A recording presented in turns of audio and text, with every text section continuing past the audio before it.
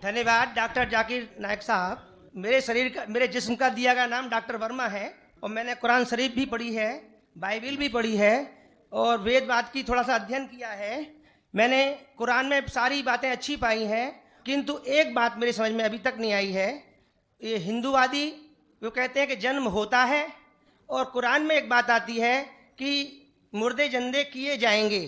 ये दो बात मेरी समझ में अभी तक नहीं आई है।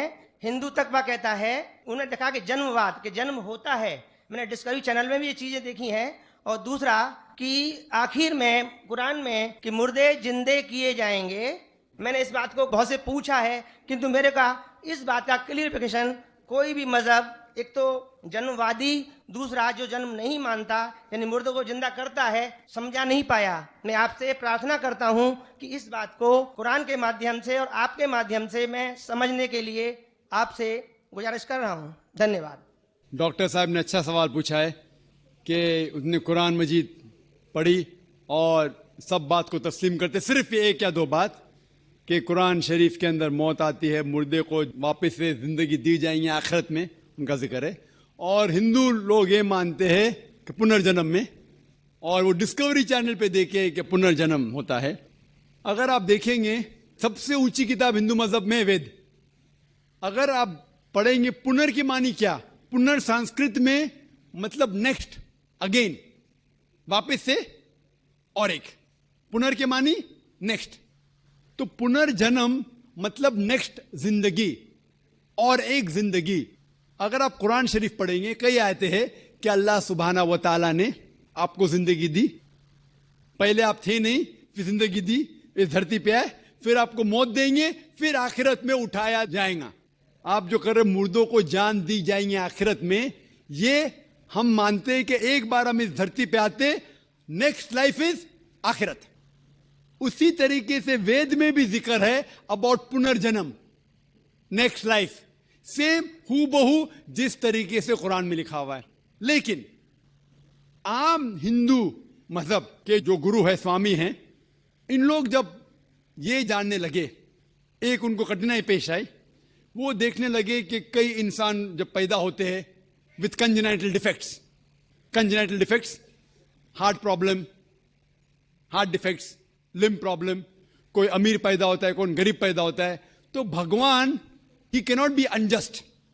भगवान अनजस्ट नहीं हो सकता है कि कोई इंसान को हेल्दी पैदा करता है सेहत के साथ, कोई इंसान को कंजेनाइटल दिल की बीमारी से पैदा करता है, कोई इंसान को अमीर घर में पैदा करता है, कोई इंसान को गरीब घर में। तो भगवान अनजस्ट नहीं हो सकता है, ना इंसाफ नहीं हो सकता। तो ये जो स्वामी लोग हैं, इन लोग ने एक नई चीज निकाली, संस्कारा। हिंदू मजहब में कहते संस्कारा, जो इंग्लिश में कहते हैं cycle of birth and rebirth, transmigration of soul. अंग्रेजी में कहते ट्रांसमाइग्रेशन ऑफ सोल, क्योंकि आप डॉक्टर है, आप जानते होंगे। ट्रांसमाइग्रेशन ऑफ सोल अंग्रेजी में कहते, संस्कृत में कहते संस्कारा, birth death, birth death, birth death. कहीं भी वेद में नहीं लिखा हुआ है कि birth death, birth death, birth death, कहीं भी वेद में नहीं लिखा है। चैलेंज है मेरा, ये इन लोग को मिलता है भगवत गीता के श्लोक से। भगवत गीता का श्लोक चैप्टर नंबर 2 में, वर्स नंबर 22 में, उसमें लिखा हुआ है कि जब कोई शख्स अपने कपड़े निकालता है तो वो नए कपड़े पहन लेता है, उसी तरीके से रूह एक नई जिस्म में जाती है। और ये भद्यांकर उपनिषद में भी इसका जिक्र है, आप पढ़ेंगे कि when a caterpillar climbs up the grass of blade, he jumps to a new grass. Same way the soul takes a new body. जिस तरीके से कैटरपिलर घास के ऊपर चढ़ता है और दूसरे घास पे जाता है, उसी तरीके से रूह एक नई बॉडी के अंदर जाता है।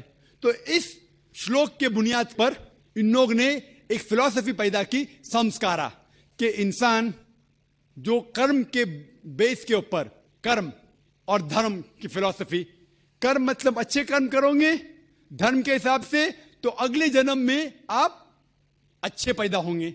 अगर आपके कर्म बुरे होंगे तो अगले जन्म में आप हो सकता है कि लूला पैदा होंगे या लंगड़ा पैदा होंगे।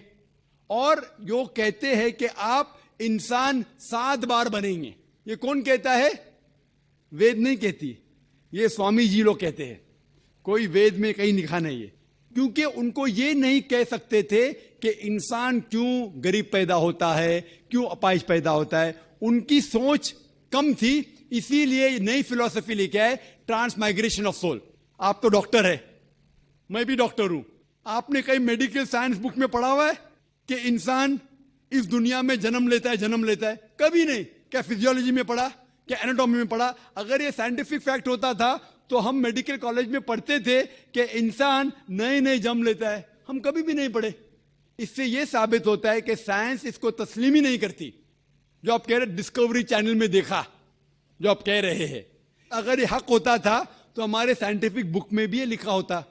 तो ये कहना कि साइंटिफिक प्रूफ है कि हम जन्म लेते हैं, बिल्कुल गलत है। इस्लाम जो इसका जवाब देता है वो है कि इस्लाम तस्लीम करता है कि अल्लाह सुब्हाना व तआला कुछ लोग को अपाहिज पैदा करता है, कुछ लोग को अच्छी सेहत देता है, कुछ को गरीब, कुछ को अमीर। इसकी वजह है कि अल्लाह ताला फरमाते हैं सूरह मुल्क में, सूरा नंबर 67 आयत नंबर 2 में, अल्लज़ी खलक़ल मौत वल हयाता, अल्लाह सुब्हाना व तआला ने मौत और जिंदगी बनाई ताकि आप लोग को जांच सके, आप लोग का इम्तिहान ले सके, आप लोगों में से कुछ लोग अच्छे हैं। ये जांच पड़ताल करने के लिए ये जिंदगी हमारे लिए इम्तिहान है। और अल्लाह ताला फरमाते सूरह अनफाल में सूरा नंबर 8 आयत नंबर 28 में कि आपके बच्चे और आपकी जायदाद आपके लिए फितना है। आपकी जायदाद और आपके बच्चे आपके लिए एक टेस्ट है, आपके लिए इम्तिहान है। अल्लाह ताला कुछ लोग को गरीब घर में पैदा करता है, कुछ लोग को अमीर। जो लोग अमीर है उनके लिए इम्तिहान है कि वो ज़कात देते क्या नहीं। जैसा कि मैंने कहा मेरी तकरीर में, तीसरी बुनियादी बात इस्लाम में है ज़कात।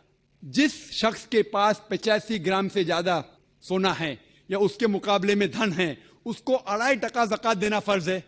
जो आदमी अमीर है, कुछ अमीर लोग बराबर ज़कात देते, कुछ लोग आधा देते, कुछ लोग देते ही नहीं। तो अमीर इंसान को शायद 100% मार्क्स मिले या 50% मार्क्स मिले या 0% मिले। वो गरीब इंसान को ज़कात में तो 100 मार्क्स मिलता है, 100 आउट ऑफ 100। उसको ज़कात देना ही नहीं। हम कहते रहे बेचारा गरीब इंसान है, लेकिन असल में देखे जाओ तो उसको उस इम्तिहान में, गुर्बत के इम्तिहान में 100% मार्क्स मिले। आप समझ रहे? इसी तरीके से अल्लाह ताला कहते हैं कि आपके बच्चे आपके लिए इम्तिहान है। हो सकता है मिसाल के तौर पे एक अच्छे जोड़ी है, अच्छे मुसलमान है, 5 टाइम नमाज पढ़ रहे हैं, हज को गए हैं, रमजान में रोजा रखते हैं, ज़कात देते हैं। अल्लाह ताला उनका और बड़ा इम्तिहान लेना चाहता है। जितना बड़ा इम्तिहान उतना बड़ा इनाम। मिसाल के तौर पे अगर आप बीए पास करते तो आपको सिर्फ ग्रेजुएशन मिलता है। अगर आप एमबीबीएस पास करते आपको डॉक्टर कहलाया जाता। डॉक्टर मतलब ऊंचा ओहदा। इसी तरीके से अल्लाह सुब्हाना व तआला हो सकता है कि उस जोड़ी को इम्तिहान और सख्त देता है और ऐसा बच्चा पैदा करता है जो अपाहिज है। अल्लाह ये देखना चाहता है कि अपाहिज बच्चा पैदा करने के बावजूद वो अल्लाह के ऊपर ईमान रखता है क्या नहीं। अगर ईमान रखता है तो अल्लाह उसे जन्नत फिरदौस देना चाहता है। और कठिन इम्तिहान और बड़ा इनाम। हो सकता है कि वो इम्तिहान में फेल हो जाएगा। तो ये कुरान की आयत है, आपके बच्चे आपके लिए इम्तिहान है। कभी कोई भी अगर कलामिटी आती है, कोई भी आपको नुकसान होता है, इधर वो आपके लिए इम्तिहान है या आपके लिए सजा है। जब भी कोई भी आपको इनाम मिलता है, वो इधर आपके लिए इम्तिहान है या आपके लिए रिवॉर्ड है। तो इसी तरीके से क्योंकि हिंदू मजहब के जो स्वामी हैं वो इसको नहीं समझ सके, इसीलिए एक नई फिलॉसफी संस्कारा लेके आए जो बिल्कुल वेद में नहीं लिखी है। वेद बात करता है पुनर्जन्म। पुनर्जन्म मतलब नेक्स्ट लाइफ, जिसका जिक्र कुरान में भी है, आखिरत की जिंदगी। तो वेद और कुरान सेम जिंदगी क्या बात कर रहा है कि इस दुनिया में आप आते हैं, एक बार आते हैं, सही तरीके से जिएंगे तो एक बार काफी है। और ये दुनिया आखिरत के लिए इम्तिहान है।